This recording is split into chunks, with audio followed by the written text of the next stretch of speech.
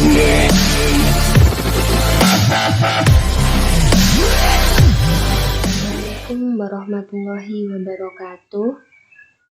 Halo teman-teman, jumpa lagi dengan saya Nuriyah Nuraini dari kelas Ekonomi Syariah dengan NIM 401180278. Oke, di sini saya akan menjelaskan mengenai kasus perlindungan konsumen untuk memenuhi tugas mata kuliah perlindungan konsumen.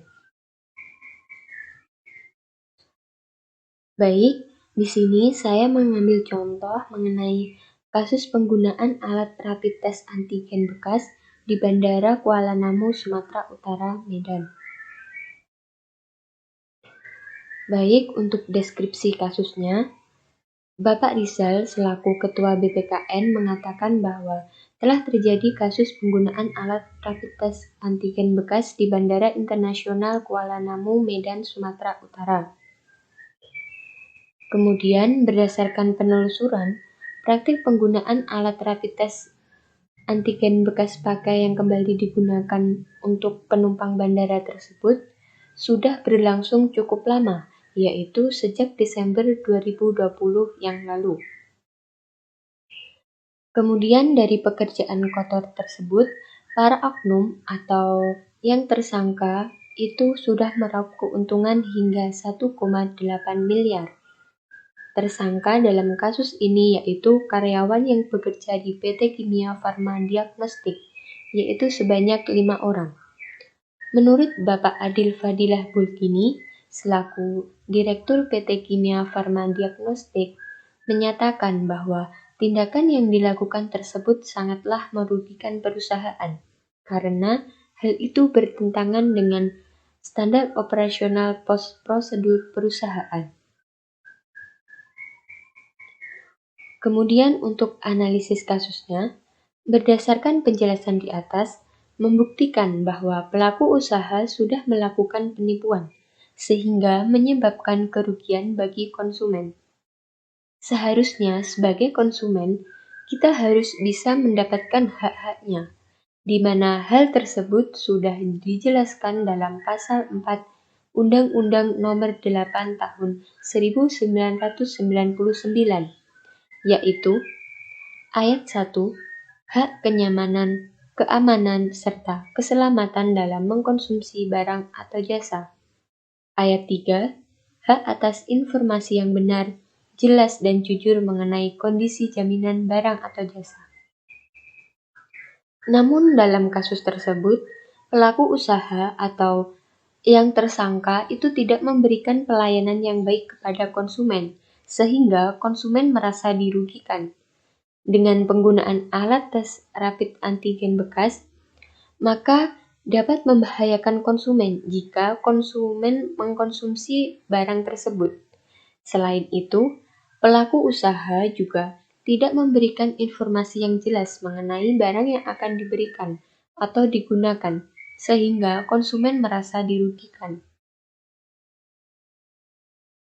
Selain melanggar pasal mengenai hak konsumen, kasus tersebut juga melanggar kewajiban pelaku usaha yang tertuang dalam Pasal 7 Undang-Undang Nomor 8 Tahun 1999, yaitu ayat 1, beriktikat baik dalam melakukan kegiatan usahanya.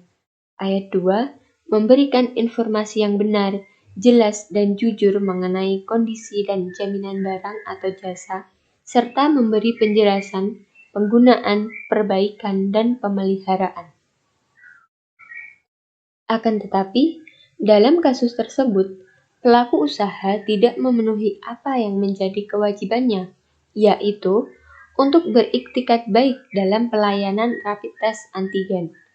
Seharusnya, pelaku usaha memberikan kejelasan mengenai informasi alat rapid test antigen tersebut. Dengan begitu, konsumen akan tidak merasa kecewa. Selain itu, pelaku usaha juga tidak jujur kepada konsumen mengenai kondisi barang yang diperdagangkan. Nah, apa sih solusi dari kasus tersebut?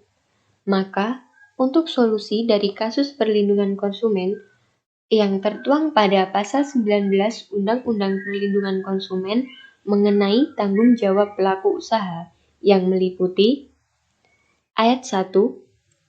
Pelaku usaha bertanggung jawab memberikan ganti rugi atas kerusakan, pencemaran, dan atas atau kerugian konsumen akibat mengkonsumsi barang dan atau jasa yang dihasilkan atau diperdagangkan.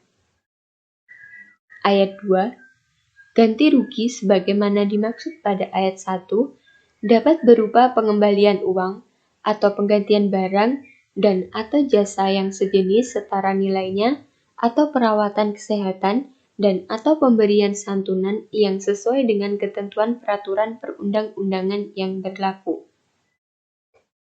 Menurut pasal 19 ayat 1 dan 2, sebagaimana penjelasan di atas, seharusnya sebagai pelaku usaha memberikan ganti rugi kepada konsumen atas kasus tersebut, karena ketidakjelasan informasi yang diberikan dan akan berdampak kepada konsumen, baik konsumen merasa kecewa atau merasa dirugikan. Sehingga pelaku usaha harus bertanggung jawab kepada konsumen yang merasa dirugikan tersebut. Selain itu, kita sebagai konsumen harus bisa lebih selektif dalam memilih barang atau jasa yang akan kita gunakan. Contohnya, tidak mudah tergiur dengan iming-iming yang dijanjikan, baik itu murahnya harga atau yang lainnya. Oke, cukup sekian penjelasan dari saya. Apabila ada kurang lebihnya, saya mohon maaf. Terima kasih. Wassalamualaikum warahmatullahi wabarakatuh.